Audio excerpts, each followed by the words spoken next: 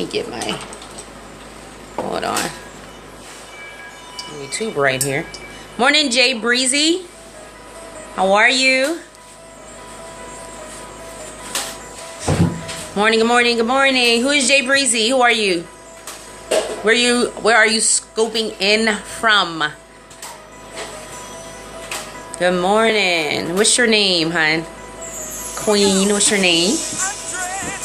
Hi, Mike Dova. Just popped in from Raleigh. Whoop, whoop. Joyce, hey. Taking me. I'm stretching out. I'm right down the way from you. I used to live in Raleigh, Durham. What was the area? William Penn Plaza area? Like a new apartment complex. I was there. Hi, Anor, Sapruno. Let me know who you are, where you're scoping in from. Yes.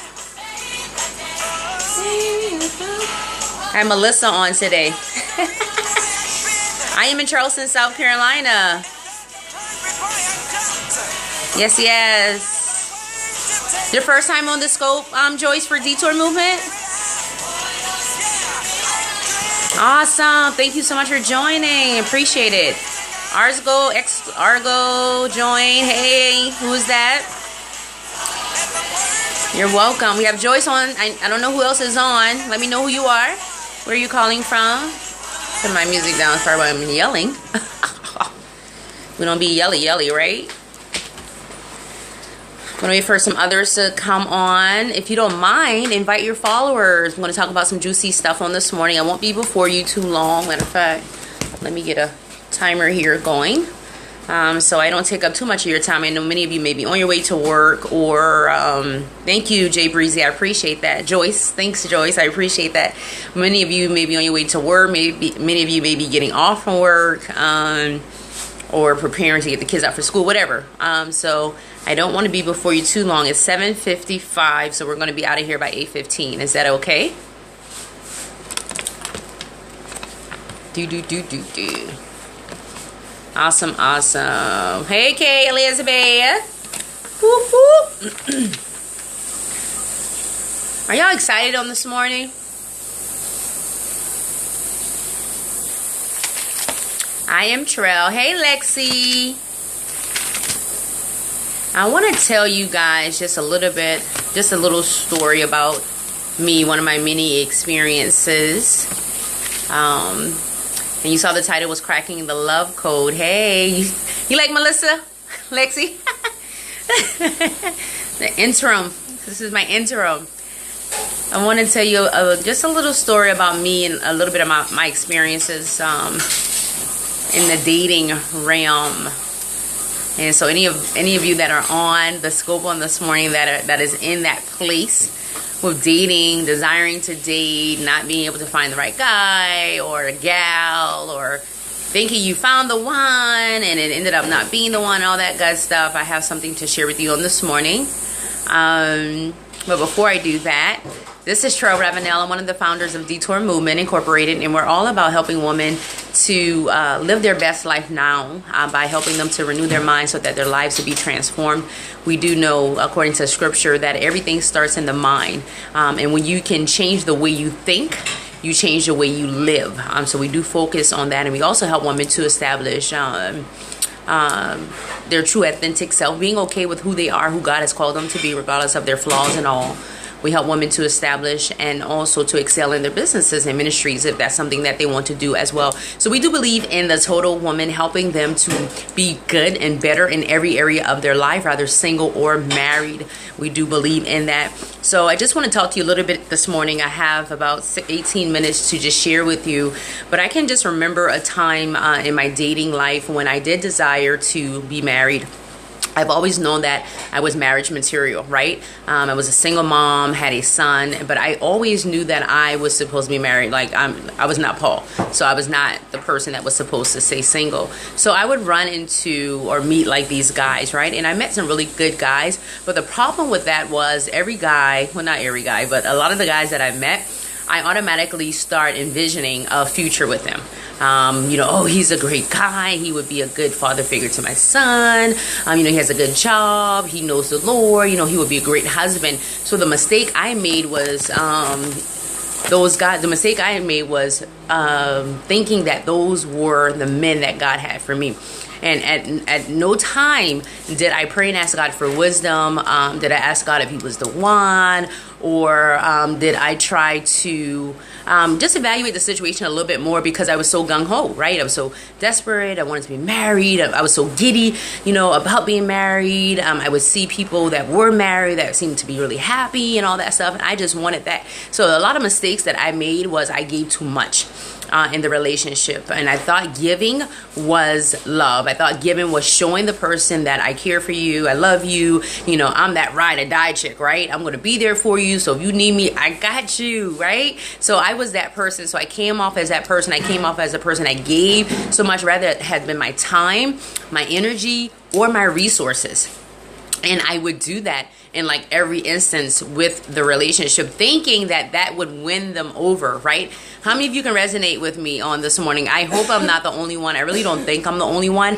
It doesn't necessarily have to be your resources or whatever. It could be your time. You just always wanting to spend time, always being available at his beck and call, or neglecting other areas of your life, be it your God relationship, be it your children, be it your work or whatever. Thank you so much, Joyce. Just neglecting those things because you're thinking, if I do this, if I DTM, do the most in this relationship, then he's going to marry me, right? Because he's going to see that I am an amazing woman. He sees that I love the Lord. He sees that I'm a great mother. He sees all these things about me, and that for sure is going to win him over and make him want to marry me. So that's the mentality I had, which was all wrong. I went into the relationships all wrong, and what it ended up doing was turning the guy off, because they're like, okay, I like you and all, but you're doing way too much, without really saying it. You know what I'm saying? Because if you're in the relationship for months and years on end, and he's not even considering or talking about a future with you as far as marriage is concerned, then he's just comfortable in that space.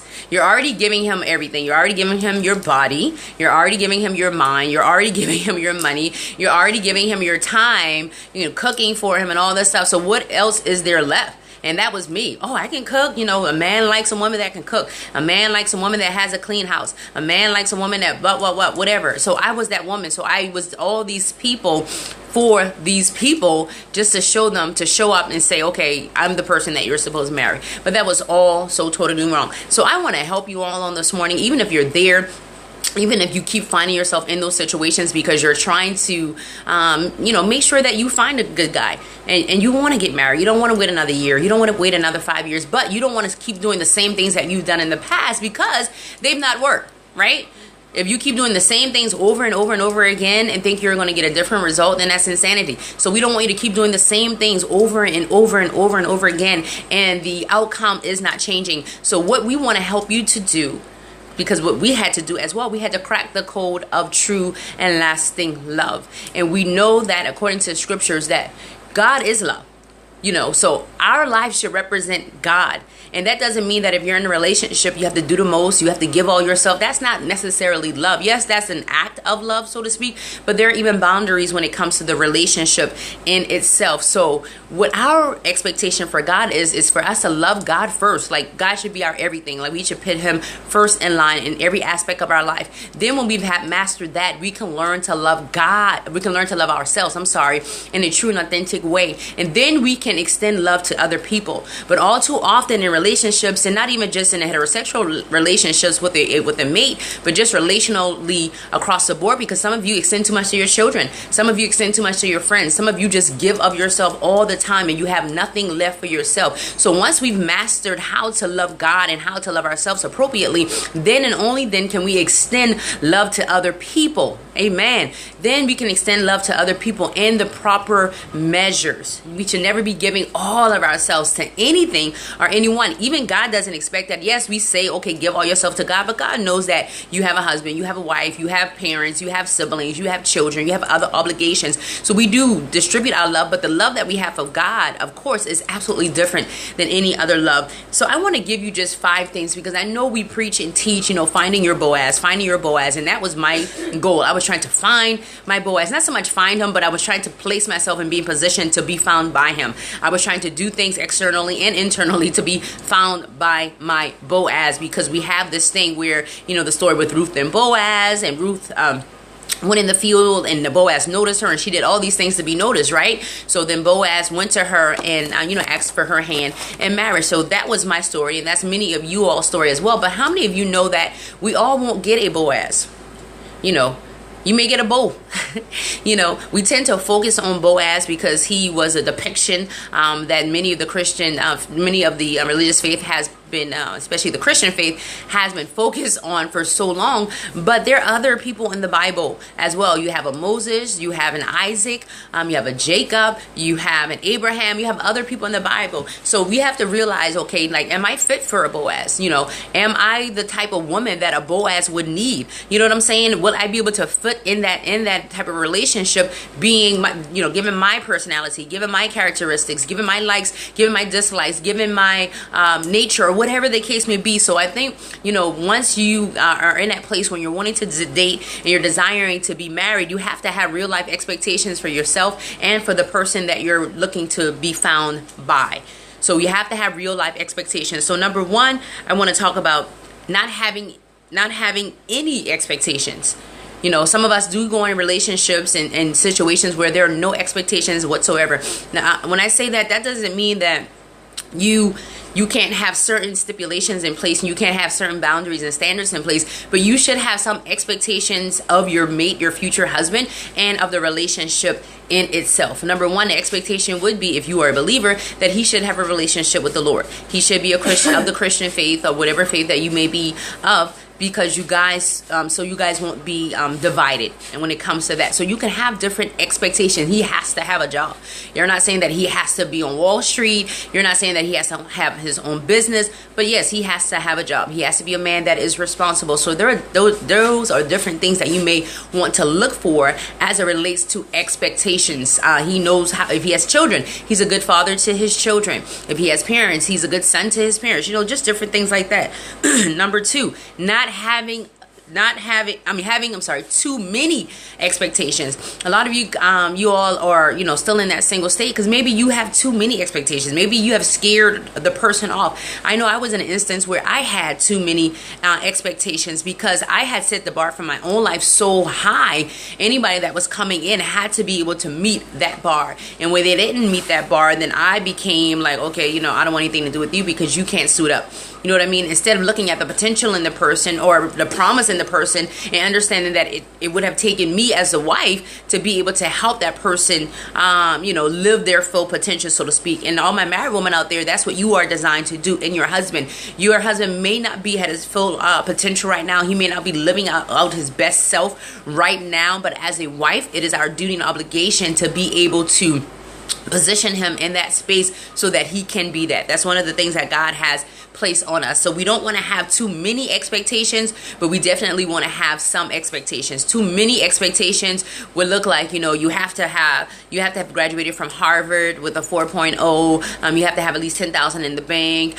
You have to have a house with 5 bedrooms, 2 baths. Just crazy little things like that. You don't want to have those crazy, outrageous expectations. And you would be surprised how many women put those expectations on men and vice versa. And you either one or two things happen. Either the guy or gal will try to live up to that, and really they can't because that's not in their character. You know what I'm saying? That's not who they are. Or they're going to run away from you.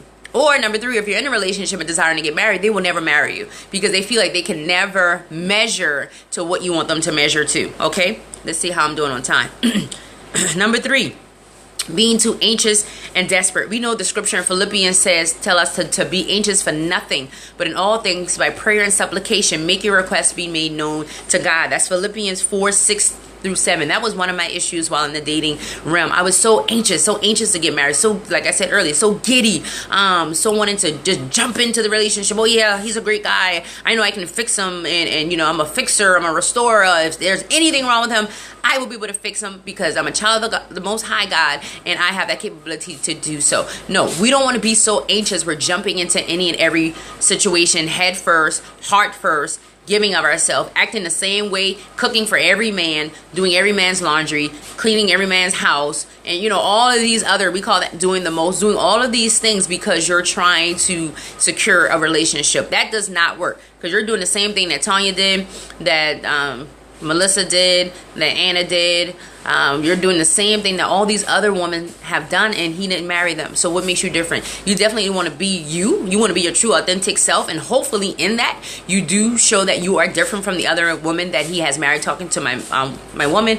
And if you are a man, you want to show yourself as a woman, as a man, you want to make sure that you're showing yourself different than any other man that she has dated before. But being your true authentic self, you should not put on a whole different character. Like I said, I have Melissa on today, but this is Melissa, you know, my hair. I don't want to act like a Melissa. I want to act like Treal because that's who I am. That's who God has called me to be. So I shouldn't come, you know, have this made up person. Here, rare diamond. I shouldn't have this made up person because I'm trying to get somebody to love me or to marry me. So I shouldn't be anxious and doing all these crazy stuff. Being anxious is just being, you know, you don't want to wait on God. You have no patience. Everything is like rush. You're trying to rush a relationship, rush in love, rush in everything. So you're just not being patient and not operating in wisdom because you're just too gung-ho. We don't want to be like that. That's absolutely a turn off for a guy. Okay, number 4, you're not date ready.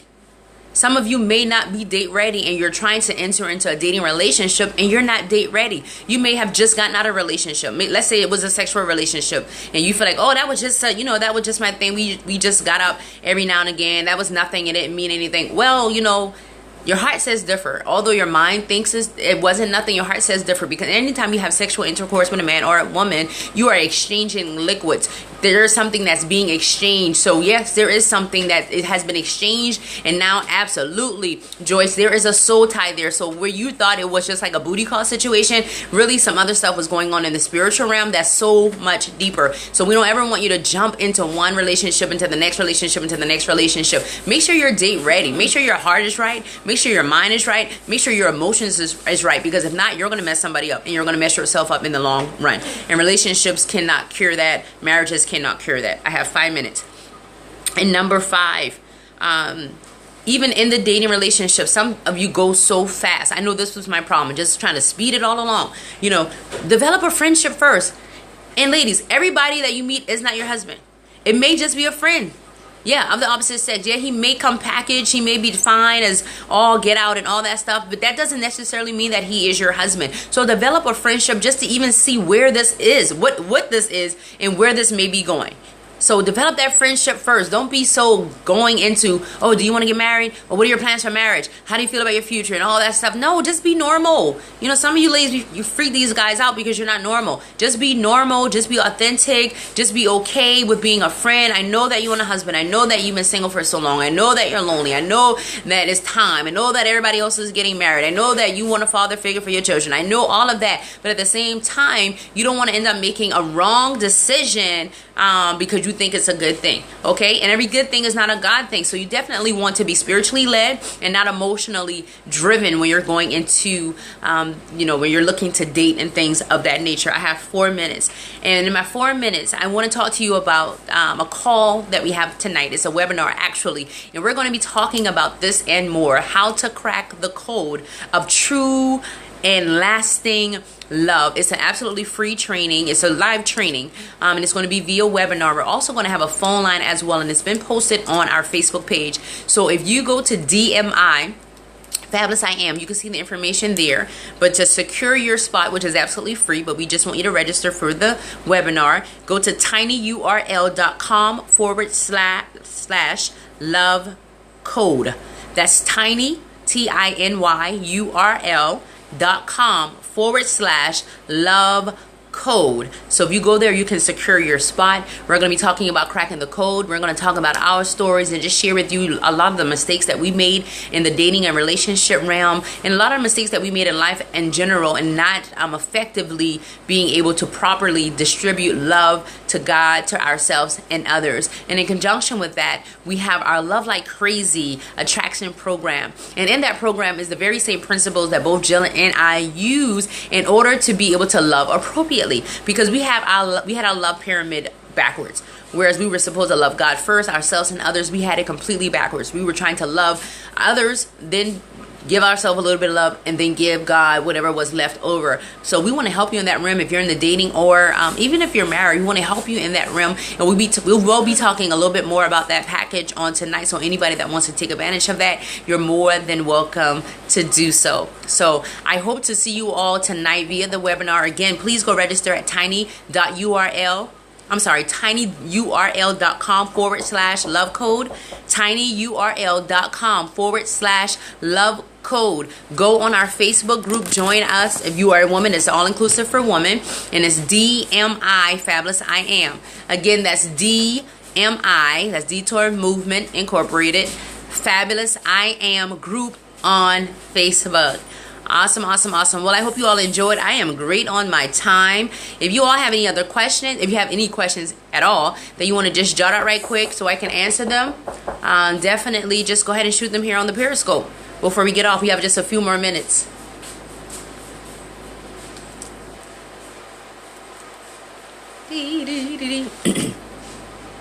Yes, Lexi, thank you so much for joining. It's going to be juicy. We're excited. We're excited, excited. You are welcome. Hey, Kia. Excited, excited, excited. So if you're just now coming on, you will have to push the replay because we're actually done. Thank you so much, Joyce. I appreciate it. Joyce, will you be on the webinar on tonight? Hopefully you can make it on the webinar. You as well, Kia, the webinar. Oh, man. Well, we will have replay information. So we will have that. Absolutely. Thank you so much. We will have some replay information, so we will share that with you all.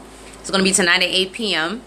Share with your friends. We are sending, if you're not on our email distribution list, send us an email at jillandtrail@DetourMovement.com so that you can be sure. The lost connection. Repeat. Oh, okay. We're just now finishing up, so you'll have to replay. We have a call tonight, cracking the code of true and lasting love. That's a call/webinar tonight at 8 p.m. Eastern Standard Time.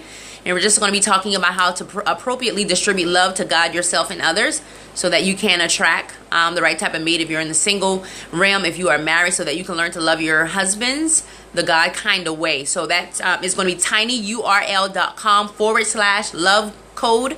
tinyurl.com/love code, and we're posting it on the social media outlets, so you'll be getting it there. Hey, Toya. We have empowerment call. Oh man, yeah. And you guys do have that on Thursday, so I remember that in the future. Also, Kia, this is actually a re-air. Hey, from the call on last week, but we will have the replay information, and we're going to talk a little bit more about the Love Like Crazy Attraction program. We had several people that took advantage of that program last week, and we're just excited about what God is doing and helping people to identify true love within themselves and also within other people as well, be it their mates or just relationally across the board. So again, if you're not on our email list, please make sure that you get on our email list so you can know what's going on with us. The brunch and branding, of course, is sold out, but we do have one that's in Baltimore next month, and we have some other things that are going on. So you definitely want to stay in the know. And our email address is jillandtrail, that's JILLANDTREAL @DetourMovement.com. Okay? I hope you all have an amazing Thursday. Please share this broadcast with somebody that may need to hear this message. I really appreciate it. Thank you all for taking some time out this morning to come join me. And until next time, you all be blessed. See you later. Bye. Thank you, Joyce. I appreciate it. Thanks, Toya. I think that's you with the red hearts. Appreciate you all so very much.